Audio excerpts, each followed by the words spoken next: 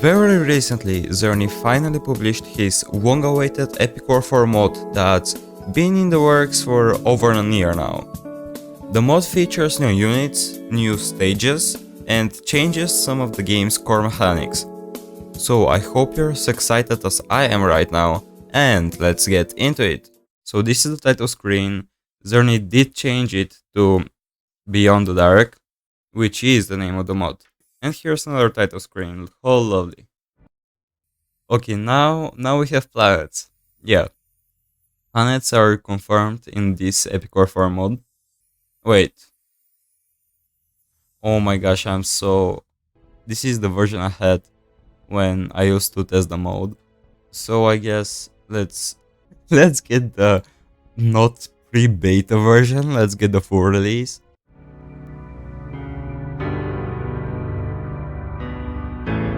Oh, this music is beautiful.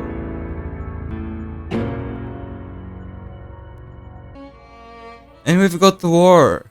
Okay. That's actually readable, nice. Viograph gazed in awe and terror at the massive spinning cyclone of crimson and violet clouds that permeated the bright blue sky. The shadow sand swirled above the distant swamplands, pouring demons from the shadow world into this one. Queen Etheria had shippingly tasked him with dealing with this threat, but it's clear she didn't understand just how powerful this thing was. But Viograph the Red could not turn back now. He sent scouts to rally up a larger army and report this calamity to the Queen, but until then, he had to push back against this evil and save these lands from corruption. Him, along with his brigade of 1,000 of the kingdom's best soldiers, trudged forward. The world was counting on him. Okay, that's a nice epilogue. I like it. What is this cog? Oh, that's very nice. I wish I could turn it up even more. Nothing new here. I say nothing new else. Wait a second. Two comets. Okay, Are we going to have a second type of comet? If so, I'm so down for it. Okay, so we've got some interesting stats. He's strong versus peers. He's also very weak to dark. And I really want to see what dark units look like. But here is the interesting part. He always launches and has a high knockback. Let's see the goblins though. They can knock back, but that would imply it's not always. Okay, what are the achievements? Read help. Let's read help. Oh geez, there's actually help. Okay, units have different chances to apply effects like knockback, which make them perfect counters to units that are strong to their enemy type. This is a good tip. Unit upgrades appear small but are huge when the unit is used right. I can totally approve this. When I was testing, upgrading your dwarves was the best play, I swear to god. Progressing far enough into the game, we will unlock the ability to upgrade units to level 6. So, in vanilla, you would only be able to upgrade till level 5. Now we've got level 6, and let's read more about it. Level 6 units evolve, with their purpose further enhanced, but they gain small downside. All units except a couple have their strengths and weaknesses changed at level 6. Downsides of level 6 can be ignored entirely by the right unit composition and spells to ensure the downside doesn't occur in battle. Level 6 is always a good idea. This reminds me of the unit upgrade in Saga. The only difference is that in Saga, almost all of the time the upgrade would suck. Here it definitely won't. Don't take too long or else. This is an interesting one. I hope we never get to experience it. Did you know after clearing a level, a planet of festivities reveals itself? That's something I will be looking forward to. Damage types follow a theme. Slice acts as a glass cannon melee. Pierce is similar to Slice, except it sacrifices some offensive potential for spawn speed and disruptive capability. Bash is a very tanky melee unit, without status effects, only sometimes cause knockback. Sorcerer functions as a back row status focused unit. Projectile serves as back row single target anti-melee offensive unit. Void serves as a very unique specialist like damage type that doesn't do well on its own, but brings something meaningful to build around.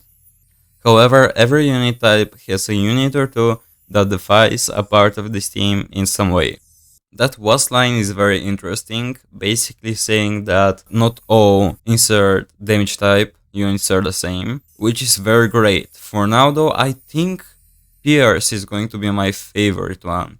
Do you find an overpowered exploit? They exist, they're intentional. Creativity may result in phenomenal results, so don't be afraid to experiment. Okay, basically referencing the level 5 engineers. If you're losing, the issue is likely in your skill. Achievement 2, kind of early for that, I would say. Clear of the moon on hard unlocks nightmare. Okay, this is starting to sound very interesting. Not original game creator, not project leader, not project admin. Oh, here I am. Okay, but seriously, great thank you to all of these people in here. Even if they haven't contributed a lot, they have done something to help out the mod get out earlier, and they deserve being in here. We've got music, basically all of these composers I would imagine. I wonder what is the 3 question marks. Wait, let's click on the, if this is a Rickroll. Oh, that's Xerney. Battlegrounds available in an update, very nice. Oh my god! And the save button. Right now can't enter the moon, but clicking on it resets the planets, which is interesting. That's a planet inhabited by many species, mostly humans, dwarves and elves. You arrive at the western region of the Depla Highlands. You stand in the desert, surrounded by cacti, fallen pillars and tumbleweed. A snowy plain to the south. To the east, mountainous plains, and beyond that, a jungle. To the north, an active volcano. To the far northeast, a floating swamp. I believe there is nothing else for me to do other than just finally get into playing the mod, and already we've got something different in this menu. We get an objective, reward and a difficulty bar. Oh god, I love the double speed. Okay. Level 1, simple assault. You know what? I should have told Xerney to add hotkeys on these 4 buttons. If he hasn't, I wouldn't be surprised if Lulan asked for this. We've already done it. And we get Vigorous army backed away in horror as the fallen dwarf engineers faded away into a dark mist. These enemies weren't real. At the town hall, Vigra found the real occupants of the town barricaded inside, who described an evil mist that had spread in and created evil shadows of their residents. They vowed their allegiance to his cause in return for saving them. Okay, nice way to explain us unlocking that unit and making us want to find out what the final threat will be. Yes, we've gotten the Festive tree. I'm a bit late to it, 4 months late to be exact. But that doesn't stop me from playing it. Now though, let's check the upgrading menu. Oh, the new things in here. We've got all units separated into types, titans and heroes. And dwarf engineers are very good in this mode simply because they never miss. If you take a look a bit on the right though, looks like we have festive keys, moon shards and diamonds. I wonder what they will be used for. We've unlocked level 2, but we've also unlocked Lost Tower. Jesus, that difficulty, let's not do that. And as always, I forget to equip my units. Nice. Vigorous is doing very well on his own. And another trivial level. The mud balls faded away into mist as they died, but the bodies of Vigorous army remained. He realized now that he would lose the war if this persisted. He had to find Popo and hope that this dwarf was as legendary as the resident dwarves claimed. Pushing out of the desert, trees became more clumped and the environment more habitable. And level 3 it is. Break through the defense and reward center. Oh, they rushed pretty early. I like that. They do that in vanilla, but not being this threatening. Vigoroth is just Jesus. Okay, we've got a revenge wave, all of our units got knocked back, and a big tower spawn. I can try the strategy of having my dwarves clump up and then sending them all forward. Looks like Vigoroth is good enough to handle this though. Much to Vigoroth's relief, real Centaur archers joined the fray of battle and helped to push away the tyrannical mist. In the distance, a blaze had been set, but was quickly extinguished by the centaurs. Emerging from the smoke was a large dwarf who accompanied the forest creatures. Thank goodness you showed up, he boomed out to them. Name's Popo, pleasure to meet you. Story is very exciting. And we've got a mini Diablos. It's a Titan unit slash mini boss that has an attack type of Bash. It attacks 2 times and the first hit always shocks, the second hit always launches up. It resists projectile. Are you joking? It's very strong against Pierce and just strong against Slice.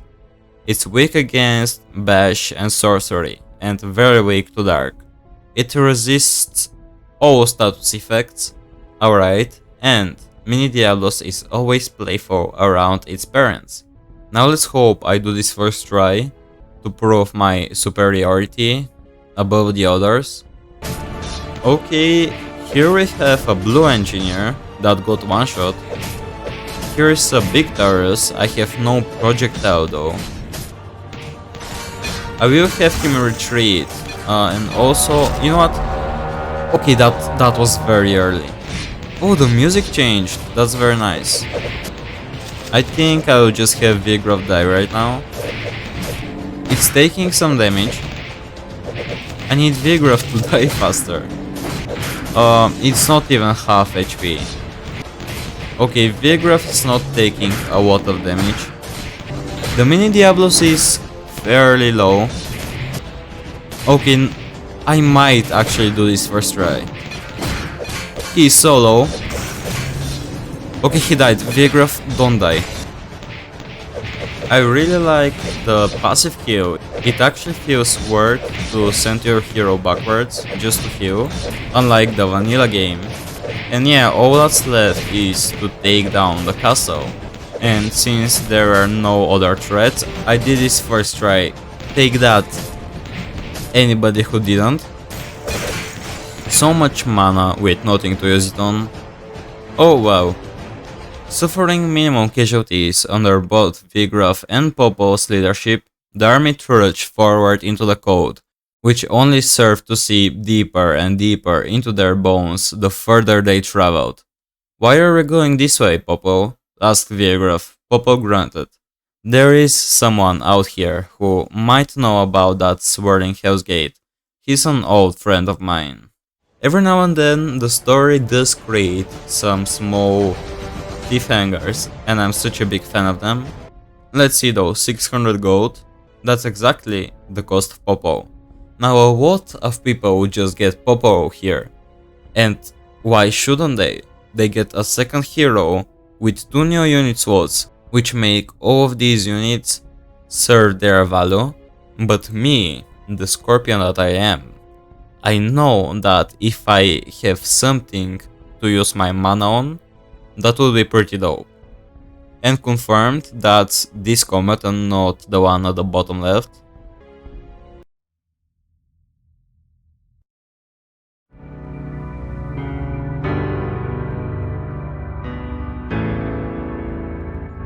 This music is so good.